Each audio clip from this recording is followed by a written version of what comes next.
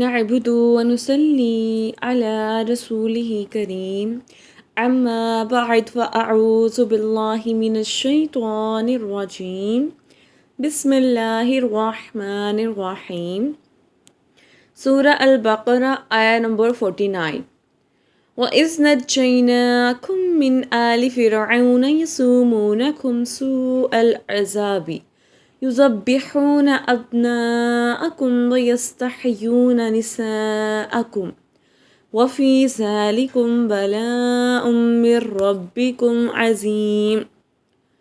اور یاد کرو جب ہم نے تم کو فرعون والوں سے نجات بخشی کہ تم پر برا عذاب کرتے تھے، تمہارے بیٹوں کو ذبح کرتے اور تمہاری بیٹیوں کو زندہ رکھتے، اور اس میں تمہارے رب کی طرف سے بڑی بلا تھی یا بڑا انعام۔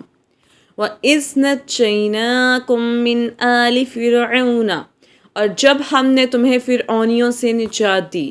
اس سے پہلی آیات میں بنی اسرائیل پر کی گئی نعمتوں کا اجمالی طور پر ذکر ہوا، اور اب یہاں سے ان نعمتوں کو تفصیل کے ساتھ بیان کیا جا رہا ہے۔ چنانچہ ارشاد فرمایا کہ اے بنی اسرائیل، میری وہ نعمت یاد کرو کہ جب ہم نے تمہیں فرعون کی پیروی کرنے والوں سے نجات دی جو تمہیں بہت برا عذاب دیتے تھے۔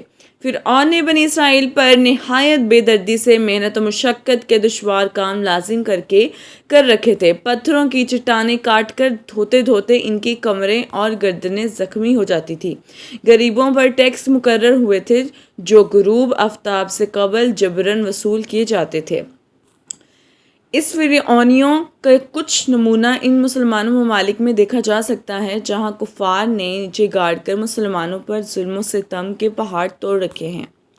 فرعون کا مختصر تعارف کچھ یہ ہے، جس طرح فارس کے بادشاہ کا لقب کسریٰ، روم کے بادشاہ کا قیصر اور حبشہ کے بادشاہ کا لقب نجاشی تھا، اسی طرح قبطی اور عمالقہ قوم سے تعلق کرنے والے مصر کے بادشاہوں کا لقب فرعون ہوتا تھا۔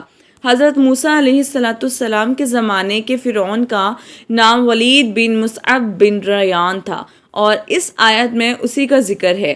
اس کی عمر 400 سال سے زیادہ ہوئی، نیز اس آیت میں آل فرعون سے اس کے پیروکار مراد ہے۔